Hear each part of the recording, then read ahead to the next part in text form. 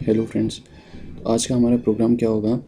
आज हम एक ऐसा प्रोग्राम बनाएंगे जो एरे के स्मॉलेस्ट और ग्रेटेस्ट एलिमेंट को फाइंड करेगा। ठीक है, तो इतना मैंने पहले से लिख रखा है। अब इसके बाद मैं कंटिन्यू करता हूँ। तो सबसे पहले यूज़र से मैं एरे का साइज़ पूछता हूँ।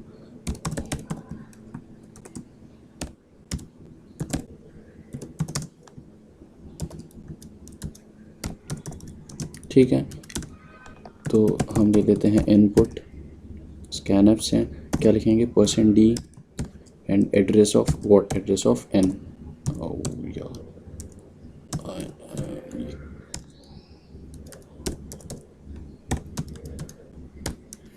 ठीक है, अब उसके बाद हम एक यूज़र के द्वारा एंटर किए हुए साइज़ का एरे बनाते हैं और उसके बाद हमको एक फॉर लूप की ज़रूरत पड़ेगी, तो उसके लिए आई वेरिएबल बनाते हैं और उसके बाद 2 वेरिएबल की और ज़रूरत पड़ेगी, वो आपको पता चलेगा क्यों। ठीक है, तो हम ले लेते हैं इनपुट। तो यूज़र को बोलते हैं हम कि भाई एरे एंटर करो।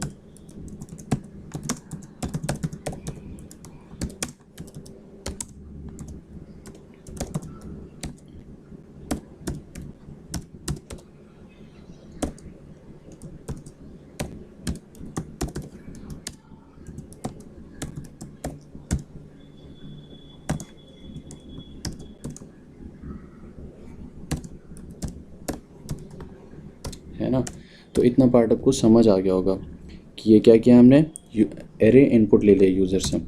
अब इसके बाद आगे हम क्या करते हैं, तो मैं क्या करता हूँ, जो एस है ये स्मॉलेस्ट एलिमेंट के करस्पॉन्डिंग वेरिएबल है और जो जी है ये ग्रेटेस्ट एलिमेंट के करस्पॉन्डिंग वेरिएबल है।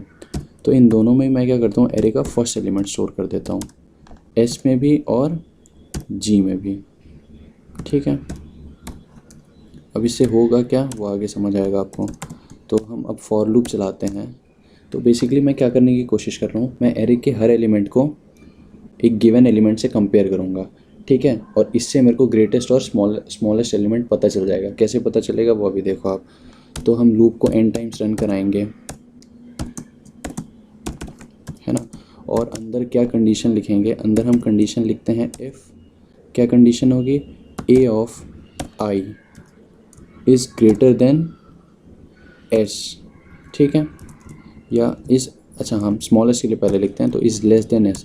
तो क्या होना चाहिए, एस में क्या स्टोर हो जाना चाहिए, ए ऑफ आई। ठीक है, और इसी तरह ग्रेटेस्ट के लिए भी लिखते हैं, अभी बताता हूँ कि ये क्या लिख रहा हूँ मैं। हम यहाँ क्या लिखेंगे, if A of I greater than G. तो जी में क्या स्टोर होना चाहिए, जी में स्टोर होना चाहिए ए ऑफ आई। ठीक है, और लास्ट में हम करा लेते हैं इन दोनों को प्रिंट। तो लिखते हैं स्मॉलेस्ट एलिमेंट ELEMENT। ठीक है, और इसके बाद लिखते हैं %d और ग्रेटेस्ट एलिमेंट।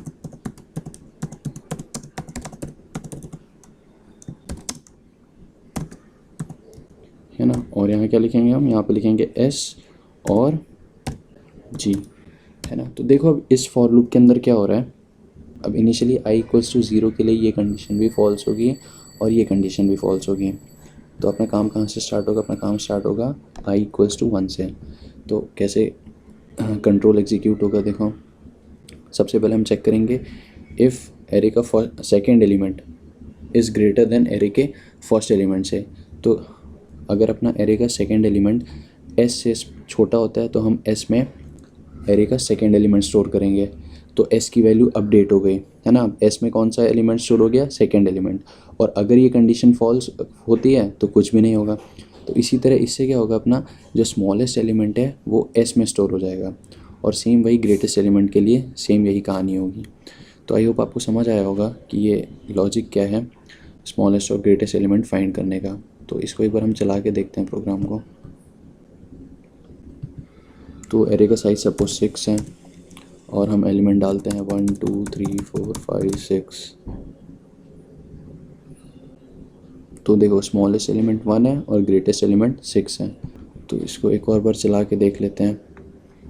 तो सपोज़ इस पर हम एरे का साइज़ डालते हैं 8 और इस बार हम थोड़े नेगेटिव एलिमेंट्स भी लेते हैं, -1, -2, -100, देन -99, 88 डाल देते हैं चलो, देन 12, 34 और 56 और 1।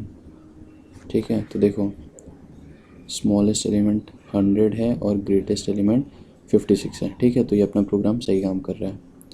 तो इस वीडियो में इतना ही, और हम अगला क्वेश्चन करेंगे नेक्स्ट वीडियो में। तब तक के लिए बाय, टेक केयर।